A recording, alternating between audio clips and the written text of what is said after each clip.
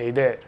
So you guys may have come across this false proof that 2 equals 1 using derivatives, and it's pretty impressive to be honest. So it goes something like this.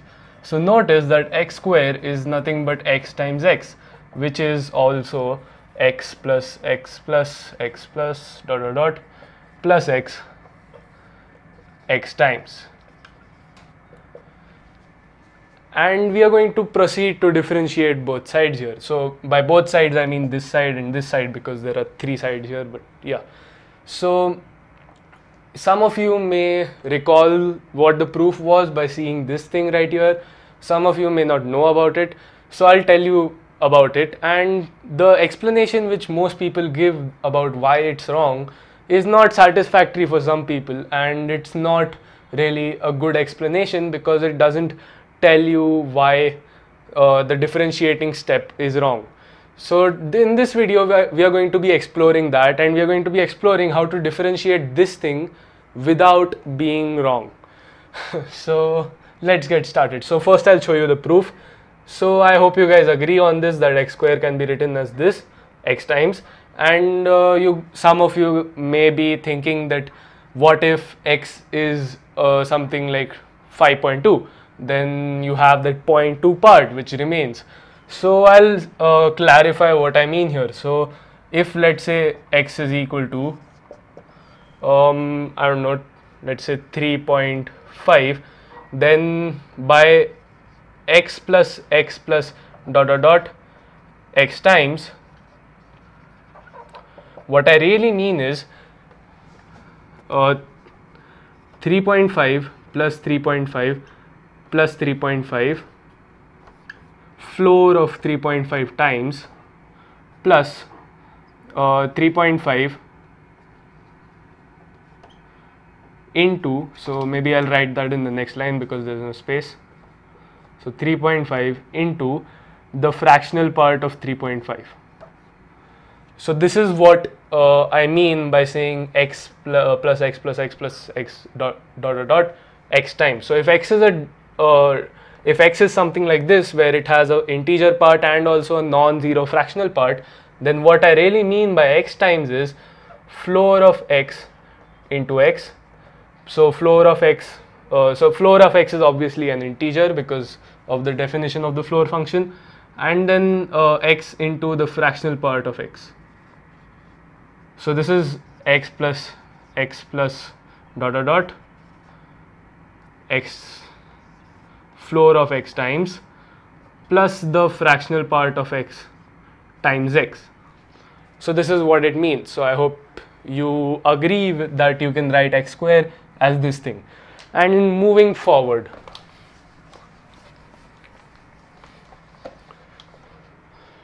okay, so let's proceed to differentiate both sides. So here we know the derivative using the power rule, it's just 2x, and that is equal to the derivative of this. So we are basically doing implicit differentiation here. So well, we are adding x to x times, so that means we are just differentiating x first, then we are adding to that the derivative of x, and so on. And this is again x times, and we know that the derivative of x is 1, so we are just adding 1 x times. So this is nothing but 1 into x, because 1 is added to itself x times, and that is x. So we have proved that 2x is equal to x for all real x, because we know that x square is defined for all real values, and it's also differentiable for all real values. So for all real x, this is true. So we can in fact cancel out the x's, and we have 2 equals 1. So this is the false proof, and usually what the explanation people give for why this is wrong is that here when you're differentiating x times x, you are actually like not only are these terms changing, because when you do dx d of f of x by dx, you're not only changing each term individually, you're also changing the number of terms, because when you do the limit as h goes to 0 of x So if I call this entire thing f of x, then we are looking at f of x plus h minus f of x divided by h, the very definition of the derivative. So the argument people give for why this is wrong is that not only is each term changing, not only are we adding h to each and every term, the number of terms is changing itself. So that's why we can't just differentiate it term wise, because it's not a linear function. So fair enough. Some people agree with that. Some people think that that's like not quite satisfactory, and no one is quite able to show me, or show anyone for that matter, how you can differentiate such a thing. So if I tell you that I want you to differentiate x plus x plus x plus so on x times with respect to x, and I don't want you to write it as x square. So I want you to keep it as it is, and you can't write it as x times x, you can't write it as x square, and I want you to differentiate it just like this. So how would you do that? So that's what we are going to be looking at. So let's get some space here. Okay, so let's get started. So now to start off, I'm going to be defining a multivariable function.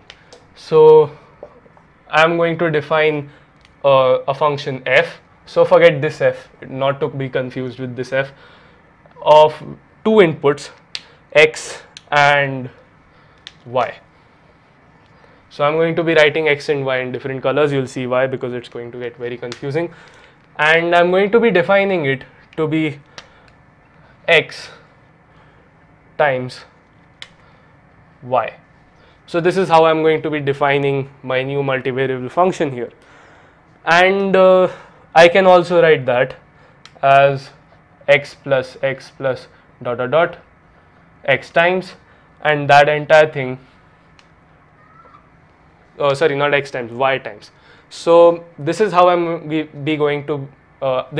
going to define my new multivariable function. And once again, you may recall the previous argument that this is when I write x plus x so on x times y times, I mean that it's repeated the floor of y times, and then whatever fractional part remains, I just multiply it to x and add it at the end. So let's differentiate this. So we want to differentiate with respect to x this is in black, f of x comma x. So we are going to be keeping both the inputs x's, and we want to differentiate this. So this is equal to x plus dot dot dot x times, right. So this is f of x comma x, and we want to differentiate this with respect to x.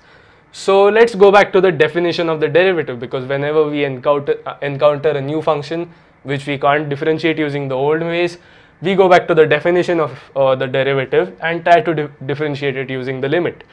So this is nothing but the limit as h goes to 0 of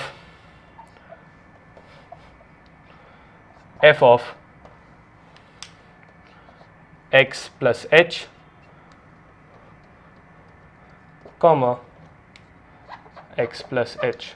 So we're changing both x's, right, because we have to change whichever x we see in the function, and then we are subtracting f of x comma x, and then we are dividing the entire thing by h. So this is what we want to evaluate. So I'll get some space here. Okay, so how do we do this? Well, let's go back to the definition of f of x comma x. So well, this is x plus h plus x plus h plus dot dot dot x plus h times. So this x plus h is telling you how many times you have to add the terms, and this x plus h is the value of each term. So that's why I'm writing them in different colors so that it's not confusing. And then we are subtracting from that x plus dot dot dot, and this entire thing is x times.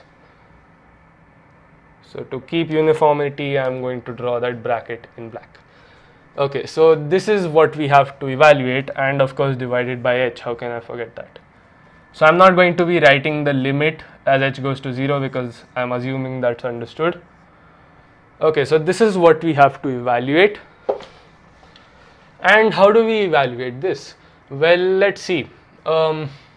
If you look at this thing right here, we can write this upper term as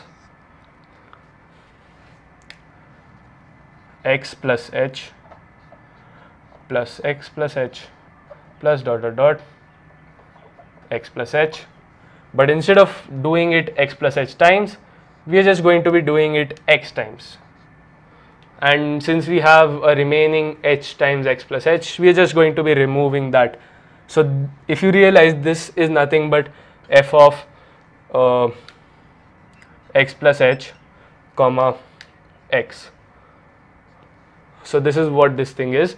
And then since we don't want to change anything, we have to add the remaining term, which is h times x plus h. So let's just write that down here separately. So this is x plus h added to itself h times. But since we are taking the limit as h goes to 0, h is arbitrarily small, so we can assume that it's smaller than 1, in which case it's always a fraction. So we have to write it as h times x plus h. We can't write it as x plus h times, added h times. And then we have this thing remaining, which we'll just keep as it is. So x plus dot dot dot x times. Okay, and then the entire thing divided by h. So this is what we have to evaluate. And well, oh wait, I forgot to write. So this is also x times. So since we know that if we are adding both things h times, we can subtract each term individually. So in fact, we can get some cancellations here. So this entire thing cancels out with this, and you just have h's all over there. So I'm just going to write it as h in black. Okay. So now what do we have? Well, we have h plus h plus h plus h, so on x times. So that is, I'm going to write that as simply x times h. And then we have, so I'm going to expand that bracket out. So we'll have x h plus h and then divided by h. So you may be thinking that I'm breaking my promise here by writing h plus h so on x times as x times h, but I'm not, because I promised you that I'll not be writing x plus x so on as x squared. But I can write h plus h so on x times as x times h. So I'm not breaking my promise. And in fact, you don't even have to write it as this. You can just keep it as it is and proceed to do what I'm going to do. But I'll just do that for simplicity. So we have that this is equal to, well, 2x, and the h's cancel out. So every term has a factor of h in it. So we can cancel that out. And we have 2x plus 1. Oh, sorry, wait. Yeah, I messed up. This is going to be h square. 2x. I thought I got a new contradiction from somewhere. Okay, anyway, continuing. Sorry for that silly mistake. And of course, we have the limit as h goes to 0, so I'll write that down. And we have the h part only in this term. So in fact, this just becomes 0 because we just input h as 0. And this is 2x. So in fact, the derivative of x square and the derivative of x plus x so on x times is 2x. And we proved that without writing x plus x so on x times as x square. So I hope that satisfied your curiosity, and I hope that was a satisfactory explanation for why that proof is wrong. And I hope you guys enjoyed. Thanks for watching.